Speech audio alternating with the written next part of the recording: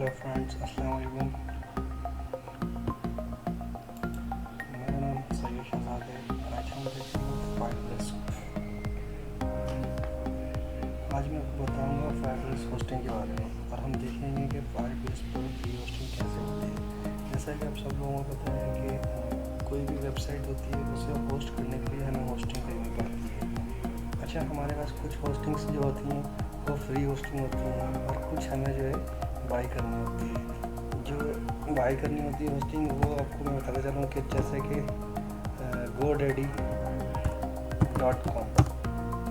GoDaddy.com है और HosterPK.com है। इस तरह की वेबसाइट से हमें अपने लिए होस्टिंग बाई करनी होती है जिस पर अपनी वेबसाइट को डिप्लॉय करते हैं।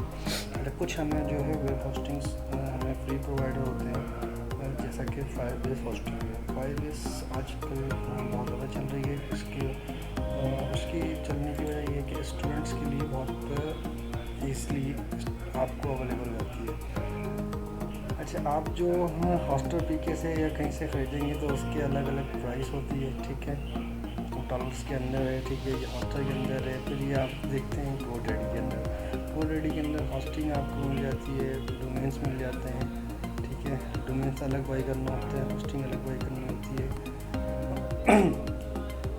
अच्छा, अब मैं आपको बता दूँ कि फायरबेस होस्टिंग इसलिए मैं डिस्कस कर रहे हैं क्योंकि ये आपको फ्री में मिलती है। ये फ्री होस्टिंग होती है, ये फ्री होस्टिंग होती है और ये स्टूडेंट के लिए आसानी रहती है कि अगर अपना फाइनल प्रोजेक्ट करना है या अपने पोर्टफोलियो बनाना है, आपने भी काम स्टार्ट किया वेबसाइट्स की दुनिया में या IT की दुनिया में, आप चाहते हैं कि अपनी पोर्टफोलियो बनाना और चाहते हैं कि डोमेन होस्टिंग अभी बाई ना करें तो फ्री डोमेन होस्टिंग के काम करने में फायरबेस बहुत ही रिलायबल और बहुत ही अच्छी चीज़ है। तो सो लेट्स स्टार्ट। सबसे पहले हम गूगल पर लिखेंगे, जैसा कि आपने ये देख रहे हैं स्क्रीन पर खुला है। आप यहाँ पर लिखेंगे, सबसे पहले आपको लिखना होगा firebase.google.com, ठीक है। ये लिख के आप एंटर करेंगे तो ये फायरबेस की जो ऑफिशियल वेबसाइट है वो आ जाएगी। अच्छा, इसके अंदर जो हमें करना है, आपके पास जब ये firebase.google.com लिखेंगे तो ये ऑफिशियल वेबसाइट आ जाएगी। इसमें हम फायरबेस में डेटाबेस की इंटीग्रेशन भी कर सकते हैं और उसके अंदर हम वेबसाइट्स पे होस्ट कर सकते हैं, जैसे कि मैंने आपको बताया है, ठीक है। अब फायरबेस को लॉगिन करना होता है सबसे पहले। जैसे ये फायरबेस लिखा हुआ है, अब ये देख रहे हैं आप कॉर्नर पे, आप ये देख रहे हैं कि ये एक मेरा लोगो बना हुआ है, इस पर लिखा हुआ है SH और ये एक ईमेल ID आ रही है जिसके थ्रू मैं लॉगिन हुआ हूँ। फायरबेस को लॉगिन करने के लिए आपको अपनी एक जीमेल की एक ID चाहिए होती है, ठीक है। अगर आपके पास जीमेल की ID नहीं है, सबसे पहले आप इधर जाएं gmail.com, यहाँ पे अपनी वेब ID बनाएं, क्योंकि फायरबेस के लिए हमें ये जीमेल लोड हो रहा है। अच्छा, ये मेरी ID बनी हुई, जैसा कि लॉगिन हुई है तो ये डायरेक्ट हुई है। यहाँ पर आपको वरना जीमेल की ID बना के साइन इन करना होगा, ठीक है। साइन इन करना है, जीमेल की ID बना के छोड़ना। उसके बाद आपको ये फायरबेस की जो ऑफिशियल वेबसाइट है यहाँ पर अपने लॉगिन करना होगा, ठीक है। यहाँ पर आप लॉगिन करेंगे जीमेल की ID से, तो उसके बाद जैसा कि आपको ये सामने ऑप्शन दिखाई दे रहा है गो टू कंसोल, ठीक है। हम इस पर क्लिक करेंगे गो टू कंसोल के ऊपर। हम गो टू कंसोल के ऊपर क्लिक करेंगे तो ये आपको ऑप्शन दे रहा है। यहाँ पे लिखा हुआ है जैसे कि रिसेंट प्रोजेक्ट्स और कुछ प्रोजेक्ट्स जो कि मैंने बनाए हुए हैं फायरबेस के ऊपर, वो उसके नाम आ रहे हैं, ठीक है। अब हमें न्यू प्रोजेक्ट बनाना है, ठीक है। तो हम यहाँ पे क्लिक करेंगे ऐड प्रोजेक्ट के ऊपर, ठीक है। जब हम ऐड प्रोजेक्ट पर क्लिक करेंगे तो क्या लिखा हुआ है आप देख सकते हैं। So let's start the name for your project, ये कहता है यहाँ पे एंटर योर प्रोजेक्ट नेम। अब हमें यहाँ पे अपने प्रोजेक्ट का नाम लिखना है,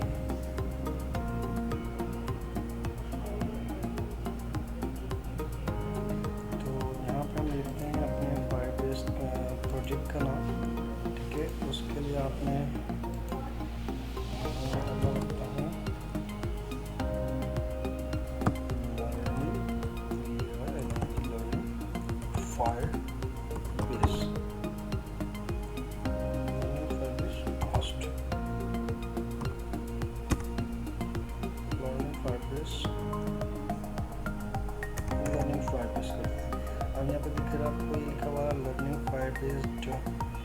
Firebase डैश BAB। अच्छा, इसको आप चाहते हैं कि प्रोजेक्ट ID होती है, इसको आप चेंज भी कर सकते हैं। तो हम अगर इसका ये यहाँ से मैं डालना चाहूँ तो ये मैं उठा सकता हूँ। अच्छा, अब ये कह रहे प्रोजेक्ट ID टेकन, ये अवेलेबल नहीं है, तो यानी कि मिल सकती है अभी इस टाइम। तो इसको आप करते हैं, मैं इसको चेंज करता हूँ, लर्निंग फायरबेस न्यू कर देता हूँ। न्यू करने से भी ये हम कैसे करते हैं, होस्टिंग करते हैं, होस्टिंग। ठीक है, अब जैसा मैंने लिखा लर्निंग फायरबेस होस्टिंग, ये सेम हो गया। अच्छा, ये बहुत ज़्यादा बड़ा नाम है यार, इस नाम को चेंज कर सकते हैं, जो छोटा नाम है।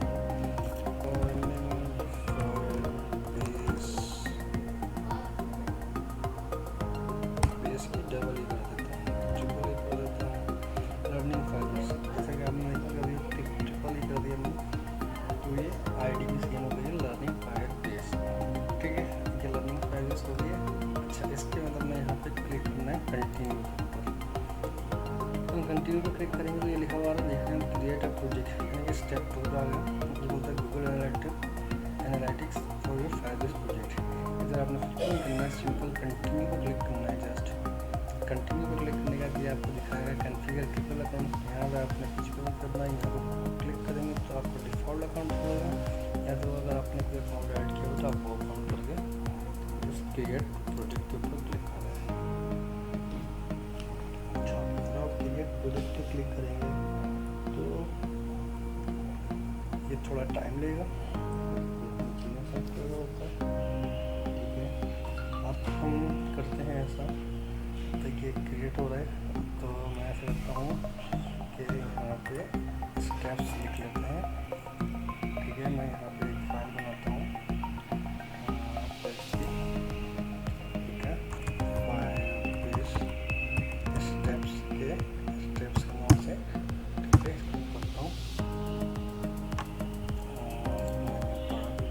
तो मैं लिखता हूँ फर्स्ट स्टेप, जो कि था स्टेप। अच्छा, इसको मैं बड़ा कर लेता हूँ, शायद अगर मैं आपको फॉन्ट साइज बढ़ा देता हूँ ताकि आपको जल्दी नजर आए। ठीक हो गया। अब ये है फर्स्ट स्टेप। फर्स्ट स्टेप क्या था हमारा? फर्स्ट स्टेप में हमने किया है क्या, ओपन किया हमने। ठीक है, firebase.google.com। अच्छा, उसके बाद में क्या साइन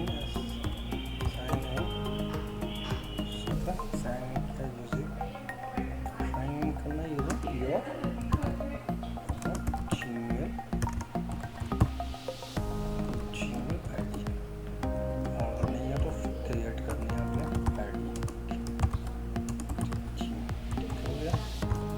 अच्छा, इसके बाद आपको क्या करना है, ऐड ऑब्जेक्ट, ये करना है, जो कि हमारा ये फर्स्ट स्टेप है। सेकंड स्टेप में हम क्या करेंगे, सेकंड स्टेप में क्या करना है, सबसे पहले ओपन करना है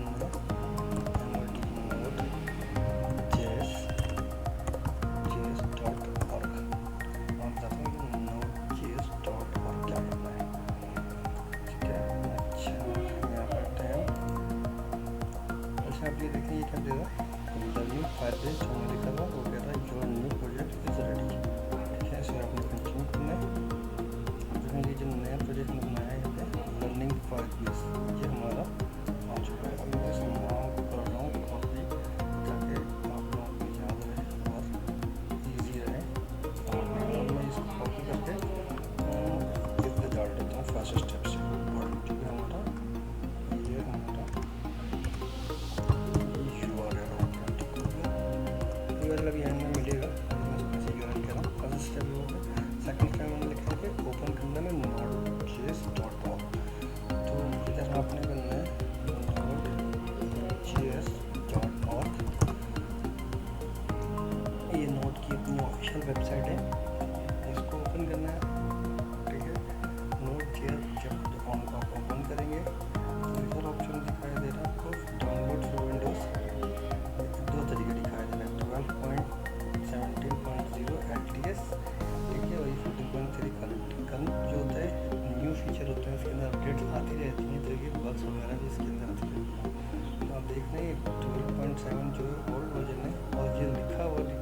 अपडेट फॉर मोस्ट यूजर्स। ये इसलिए लिखा हुआ है कि ये ऑथेंटिक वर्जन, इसमें कोई बग्स नहीं है, ये चल रहे हैं, यूजर्स यूज़ कर रहे हैं। जो लेटेस्ट वर्जन है वो भी ऑथेंटिक होता है, लेकिन उसके अंदर काम चल रहा होता है, जिसकी वजह से उस तरह के आपको प्रॉब्लम आ जाती है। तो हम अगर डाउनलोड करेंगे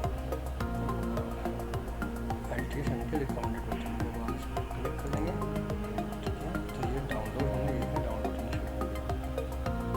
अच्छा, इसको सेकंड स्टेप में हमने क्या कर लिया, जो सेकंड लेवल था उसके बाद में क्या किया, डाउनलोड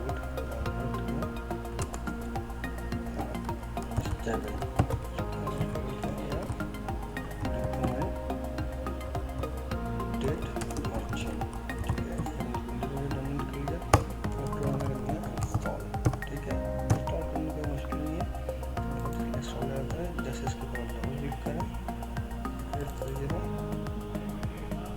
मैं ये इंस्टॉल नहीं कर रहा पूरा, क्योंकि लेकिन कहता है, मुझे कहता है latest version of mode choose already installed setup now accept, यानी कि इंस्टॉल नहीं हुआ क्योंकि मेरे पास ऑलरेडी इंस्टॉल चुका हुआ है। आप लोगों ने जस्ट क्लिक करके ओके करना है, नेक्स्ट के ऑप्शन से आपने कंटिन्यू करके इसको इंस्टॉल कर लेना है अपने पीसी में। जब ये इंस्टॉल हो जाएगा तो इसका मैं आपको तरीका कर बता देता हूँ, ठीक है। 1 मिनट ये बंद कर देना क्योंकि मेरे पास ये इंस्टॉल होगा। अच्छा, अब आपने क्या करना है, यहाँ से लिखना है CMD, ठीक है।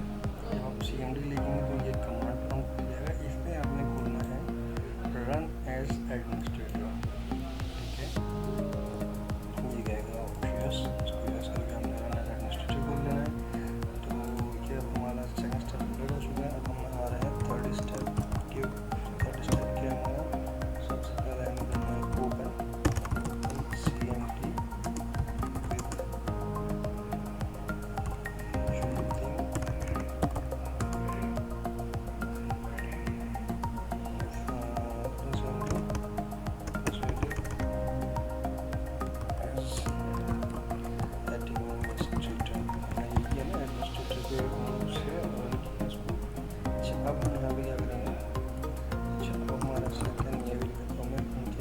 चेक करेंगे फॉर नोड वर्जन यूजिंग इसकी जो की होगी वो होगी नोड -b, ठीक है।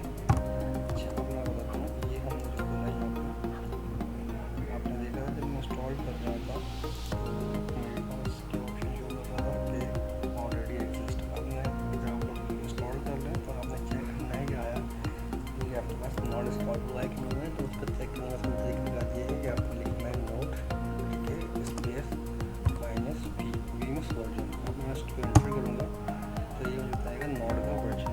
आप देख सकते हैं कि नोड का वर्जन 13.30 मेरे पास इंस्टॉल हुआ है, ठीक है। अच्छा, जब नोड इंस्टॉल करते हैं तो नोड अपने साथ कुछ पैकेज इंस्टॉल करता है, ठीक है। जैसे कि नोड का अपना एक पैकेज मैनेजर है जिसे हम कहते हैं NPM, नोड पैकेज मैनेजर, ठीक है। हम अभी से भी चेक कर सकते हैं कि ये NPM हमारे पास हुआ कि नहीं हुआ है। इसका भी चेक करने का तरीका यही है, NPM लिखना है स्पेस v, ठीक है, स्पेस v लिखेंगे तो आपने एंटर करना है। तो ये नोड का जो पैकेज मैंने इंस्टॉल अपने पास हुआ होगा उसका आपको वर्जन बता देगा, ठीक है। नोड इंस्टॉल हो चुका है मेरे पास, वर्जन दिखाई दे रहा है 13 पॉइंट, ये देखें आप 13.3 हुआ। NPM इंस्टॉल होगा 6.313, यानी कि ऑलमोस्ट मेरे सेकेंड स्टेप के बाद ये थर्ड स्टेप का भी काम हो गया। वर्जन चेक कर लिया हमने, ठीक है, चेक कर लिया हमने for NPM version, NPM version check कर लिया हमने, ठीक है। NPM वर्जन चेक पीले करके हमने NPM स्पेस v, ठीक हो गया, NPM चेक हो गया। उसके बाद हमने इंस्टॉल करना फायरबेस। अच्छा, अभी तुमने फायरबेस फायरबेस इंटरनेट के ऊपर फायरबेस पे गूगल पे नया अकाउंट बना लिया था और फायरबेस के थ्रू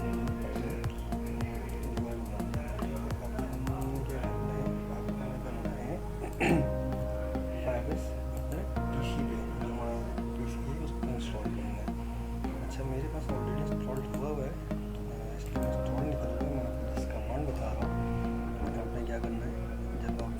इंस्टॉल करेंगे उसका कोई बड़ा काम नहीं है। जैसे कि npm ने लिख के बटन चेक किया था, वो इसलिए चेक किया था क्योंकि npm ही के थ्रू हमारे पास फाइल इंस्टॉल हो गई है। आपने लिखना है npm space install minus global global, ठीक है, माइनस फायरबेस -GOOLS ये लिखना है, आपने एंटर करना है। अच्छा मैं अभी एंटर करके निकालता हूँ आपको। अब असल में मसला एंटर नहीं करता कि इसमें थोड़ा टाइम लगेगा। जब तक ये चल रहा है तो मैं आपको ये देखें चलना स्टार्ट हो गया। तो फ़ौरन से हो गया क्योंकि मेरे पास ऑलरेडी इंस्टॉल हुआ था। आप इसको चेक करना चाहें तो यहाँ लिखें फायरबेस, ठीक है, इसको चेक करने इस्तेमाल करोगे वर्जन, ये आपको फायरबेस के जो वर्जन है वो बता देगा। ये थोड़ी देर लगाएगा, तब तक मैं आपको यहाँ पर स्टेप्स लिख देता हूँ जो मैंने स्टेप्स किया था। चेक कर लिया हमने npm वर्जन, ठीक हो गया। npm वर्जन का हमने क्या किया, इंस्टॉल किया हमने फायरबेस यूजिंग जो कमांड थी वो थी npm, ठीक है, install ग्लोबल फायरबेस -GOOLS, ठीक है। इसका मैंने इंस्टॉल किया, उसके बाद मैंने भी चेक किया फायरबेस -version, ये है वर्जन चेक करने का वर्जन अपडेट देना। अच्छा अब यहाँ पे हमने क्या करना है, ये थर्ड स्टेप कंप्लीट हो गया। अब हम जा रहे हैं फोर्थ स्टेप्स और मेरा ख्याल से ऑलमोस्ट फाइनल स्टेप होगा, ठीक है। अच्छा फोर्थ स्टेप में हमें क्या करना है, अपना CMD पे आना है। देखिए वर्जन आ गया, ठीक है, जो हमने वर्जन लिखा था। अच्छा फोर्थ स्टेप में हमें क्या करना है, फायरबेस हमने इंस्टॉल कर लिया अपने PC पे, फायरबेस पे इंटरनेट पे अकाउंट बना लिया। अब हमें यहाँ पे जो हमने फायरबेस इंस्टॉल किया अपने PC पे, अब हमें उसको फायरबेस को लॉगिन करना है। जैसे कि हम सब चीज़ इंस्टॉल करते हैं तो लॉगिन करते हैं, ओपन करते हैं, इसी तरीके से यहाँ पे लिखेंगे फायरबेस लॉगिन। फायरबेस लॉगिन देख के जब हम एंटर करेंगे तो आपसे एड्रेस पूछेगा, ठीक है। जैसे कि हम मेरे पास देख रहे हैं ऑलरेडी लॉगिन, जो कि मेरी ईमेल आईडी बना हुआ था। जब हम जिस ईमेल आईडी से हमने वहाँ पे जिस ईमेल आईडी से हमने यहाँ पे जैसे ईमेल आईडी से हमने लॉगिन किया था, ठीक है। देखें ये ईमेल आईडी syed1992@gmail.com ये आईडी, और यहाँ पे जो है जिस आईडी से लॉगिन होंगे दोनों आईडी सेम है। आपने दोनों आईडी सेम रखनी है। अभी मैंने लिखा है फायरबेस लॉगिन, तो ये ऑलरेडी लॉगिन आ रहा है, लेकिन आप जब लिखेंगे तो आपसे ये लॉगिन के लिए ये यूज़र है ईमेल आईडी मांगेगा, तो आपने ईमेल आईडी डालनी है, उसके बाद इसको लॉगिन करना है, ठीक हो गया। अच्छा अब यानी कि यहाँ पर मैं लिखता हूँ स्टेप में फायरबेस हमने लॉगिन कर लिया है। अब जो हमें करना है फायरबेस, हम जो कमांड चलेंगे फायरबेस init। अच्छा ये कमांड जो है फायरबेस init के ये कमांड हम वहाँ चलाएंगे जहाँ हमारा प्रोजेक्ट पड़ा हुआ होगा, ठीक है। जहाँ प्रोजेक्ट पड़ा होगा बस मतलब जैसा कि मैंने जहाँ एक असाइनमेंट का फोल्डर बनाया हुआ है, देख रहे हैं आप, पहले से मैंने क्रिएट कर लिया था असाइनमेंट का फोल्डर टाइम बचाने के लिए, ठीक है। ये असाइनमेंट का एक फोल्डर है जिसके अंदर कुछ एक इंडेक्स की फाइल इमेजेस हैं, और ये इस तरह की एक वेबसाइट मैंने की थी टेम्पलेट के तौर पे, ताकि मैं आपको दिखा दूँ। अब हमें ये देख रहे हैं इसका यूआरएल मेरे डेस्कटॉप पे पेज आ रहा है, इसको हमें करना है फायरबेस की जो होस्टिंग है उधर होस्ट करना है, मतलब कि ये इंटरनेट के ऊपर अवेलेबल हो। अच्छा अब मुझे ये इसको करने के लिए क्या करना होगा, यहाँ पे मैं लिखूँगा CMD, ताकि ये एग्जिस्टिंग, अच्छा मैंने यहाँ पे CMD इसलिए लिखा है, अब मैं ऐसा एग्जिट कर लेता हूँ। यहाँ पर CMD लिख के मैं आ गया हूँ वही कंसोल ये कमांड प्रॉम्प्ट पे। यहाँ पर मैंने CMD इसलिए लिखा है कि अब मुझे फायरबेस को जैसा कि मैंने टेक्स्ट में आपको लिखा है IR90 लिख कर लॉगिन के बाद IR90 का मतलब है फायरबेस इनिशियलाइज। अब मुझे फायरबेस को अपने पीसी पे मैंने इंस्टॉल भी कर लिया, मुझे इनिशियलाइज़ करवाना है इधर जो ये प्रोजेक्ट है यहाँ पे। अब मुझे इनिशियलाइज़ करने के लिए क्या करना पड़ेगा, अब मैं यहाँ लिखूँगा Firebase init। अच्छा, जब मैं लिखूँगा Firebase तो उसके बाद आएगा Firebase का ऑप्शन आना शुरू हो जाएगा। आप ये देख रहे हैं Firebase में मैंने लिखा ये कहता है you are about to initialize a Firebase project in this directory. ठीक है, इस सेम डायरेक्टरी में मेरा प्रोजेक्ट पड़ा है, इसी जगह पर मैं अपना Firebase को इनिशियलाइज यानी कि इंस्टॉल करने जाता हूँ। मैंने लिखा यस। अच्छा, अब जब इंस्टॉल कर लिया हमने, इनिशियलाइज़ कर लिया, अब ये कहता है यहाँ पे कुछ ऑप्शन दे रहे हैं, database, file store, functions, hosting. अच्छा, ये मैं रोज़ इसे ऊपर नीचे कर रहा हूँ अपनी। ठीक है, अब हमें जो काम करना है, हमें करना है होस्टिंग, तो हमें अपनी वेबसाइट होस्ट करनी है। ठीक है, तो होस्टिंग करने के बाद मैं क्या करूँगा, स्पेस बार दबाऊँगा। स्पेस बार से ये क्या हुआ, होस्टिंग वाला ऑप्शन सेलेक्ट हो गया। अब मैं करूँगा इंटरफेस। ठीक है, अब जब मैंने इंटरफेस किया तो ये कहता है project setup, please select an object. क्या लिखा रहा है, please select an option, use arrow की। ये बता रहा है कि एरो की मदद से आप अपना प्रोजेक्ट सेलेक्ट करें। अच्छा, अब ये कह रहा है use an existing project, create a new project. ठीक है, create a new project, add files. तो हम चाहते हैं यूज़ एन एग्जिस्टिंग। अच्छा, यूज़ एन एग्जिस्टिंग प्रोजेक्ट इसलिए कर रहे हैं आपको बता, चलो यूज़ एन एग्जिस्टिंग प्रोजेक्ट करने को चाहिए कि यहाँ पर हमने ये फायरबेस कंसोल के ऊपर अपना प्रोजेक्ट बना लिया है पहले, तो हम इस वाले प्रोजेक्ट को उसके साथ कनेक्ट करना चाहते हैं। ठीक है, तो अब मैं करता हूँ यूज़ एन एग्जिस्टिंग प्रोजेक्ट पे इंटर। अब ये जो हमारे पास इस कंसोल पे, जैसा कि मैंने आपको दिखाया था पहले ही कि हमारे पास कौन कौन से देखें, इतने सारे कंप्यूटर बने हुए, ये सारे प्रोजेक्ट्स का नाम अभी यहाँ पे शो कर रहा है, देख रहे हैं। अच्छा, जो हमने बनाई थी, जो हमें अभी करनी है, वो ये थी लर्निंग फायरबेस ट्रिपल ई के ऊपर। इसको मैं सेलेक्ट करता हूँ और यहाँ पे मैं इंटरप्रेस करता हूँ। अच्छा, जब मैं इंटरप्रेस करता हूँ ये कहता है कि what do you want to use as your public directory. Public मैं कहता हूँ यस। ठीक है, एंटर किया। कहता है कॉन्फ़िगर सिंगल पाथ, मैंने कहा यस। ठीक है, इंस्टॉल किया।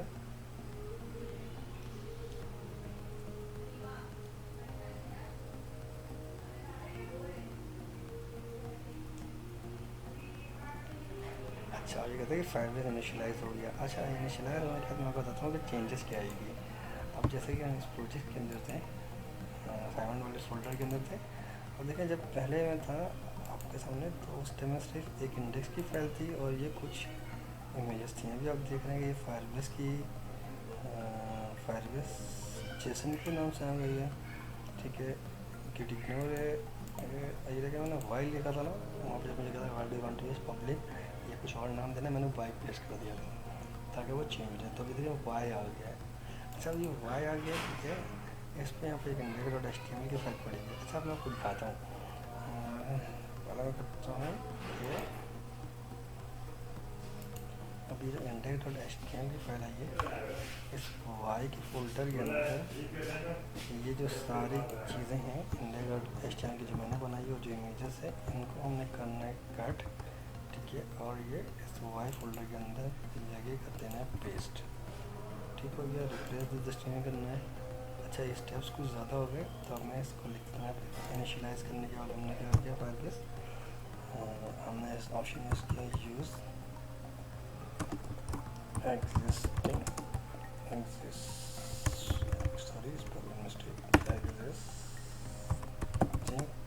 प्रोजेक्ट।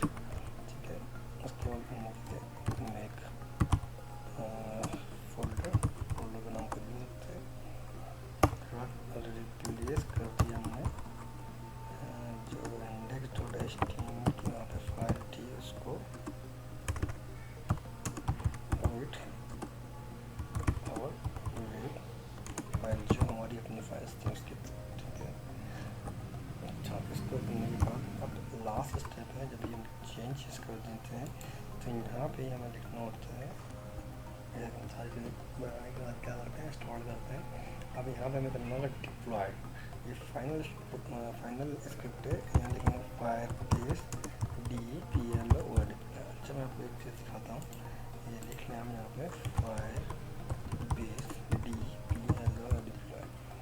चलिए Firebase डिप्लॉय है, ठीक है। अब मैं यहाँ पे आपको एक सेकेंड खुल सके, यहाँ पे आप लिखेंगे Firebase डिप्लॉय, ठीक है। अब यहाँ पे आप मुझे Firebase डिप्लॉय लिखने के बाद एंटर प्रेस करेंगे तो एंटर प्रेस किया हमने। अब ये जो फोल्डर के अंदर मैंने ये चीज़ें डाली हैं इंडेक्स के अंदर, ये वाई वाले फोल्डर के अंदर जो मैंने चीज़ें डाली हैं, अब ये सारी चीज़ें ये सर्वर पे ले जाकर शिफ्ट करना है। जैसे हम अगर और कहीं से वेब होस्टिंग ख़रीदते हैं तो हमें ये करना होता है कि अपनी फाइल्स उस होस्टिंग पे ले जाके हमें रखनी होती है। तो अब ये सारी फाइल्स हम फायरबेस की जो अपनी फ्री होस्टिंग है उसके ऊपर ले जाके क्या कर रहे हैं, डिप्लॉय कर रहे हैं, ठीक है।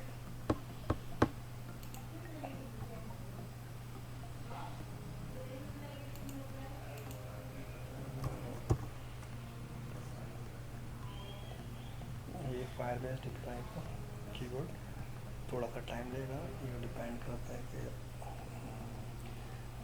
फाइल के साइज़ और फाइल के इंटरनेट की स्पीड आपकी कितनी अच्छी है और कैसी। देखें ये तकरीबन इंस्टॉलेशन शुरू हो गई है। देखें 4 फाइल्स दिखा रहा है, ये कह रहा है फाउंड 4 फाइल्स इन आई, जो कि हमने 4 फाइल ट्रांसफ़र की थी, ठीक है। अब ये सारे ये ट्रांसफ़र करने के बाद फाइल इसने बोला डिप्लॉय कंप्लीट। अच्छा ये देखें, ये कंसोल की आपको यूआरएल दे रहा है और एक होस्टिंग यूआरएल दे रहा है। जब हम होस्ट करते हैं कोई भी चीज़ तो हमें अपना एक यूआरएल मिलता है। अब ये यूआरएल मिला है, इस यूआरएल को हम कॉपी करते हैं, ठीक है। इसको मैं करता हूँ कॉपी, सॉरी इसको मैं करके सिलेक्ट करता हूँ, यहाँ से सिलेक्ट करके कंट्रोल सी करके कॉपी करता हूँ। अब मैं ये ले जाके यहाँ पे पेस्ट करता हूँ और देखता हूँ क्या आया। जो हमने वेबसाइट बनाई थी वो डिप्लॉय हुई कि नहीं हुई। अब आप ये देख सकते हैं कितना ईज़िली तरीके से सिंपल जो पहले हमारे पास ये पड़ी हुई थी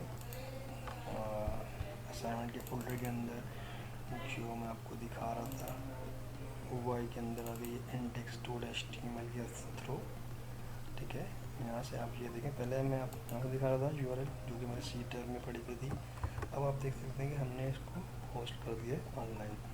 अच्छा अब आप ये देख सकते हैं ये पूरा लिखा हुआ आ रहा है लर्निंग फायरबेस web.web.app। अब आप अपने जो पोर्टफोलियो बना सकते हैं हम यहाँ पे, या अगर अपने असाइनमेंट सबमिट करने हैं तो आपने जस्ट ये यूआरएल कॉपी करने है, मतलब किसी को भी दे देना है, वो कहीं से भी लॉग इन कर ले, इस यूआरएल को हिट करे और आपकी वेबसाइट कंप्लीट आपके सामने आ जाएगी।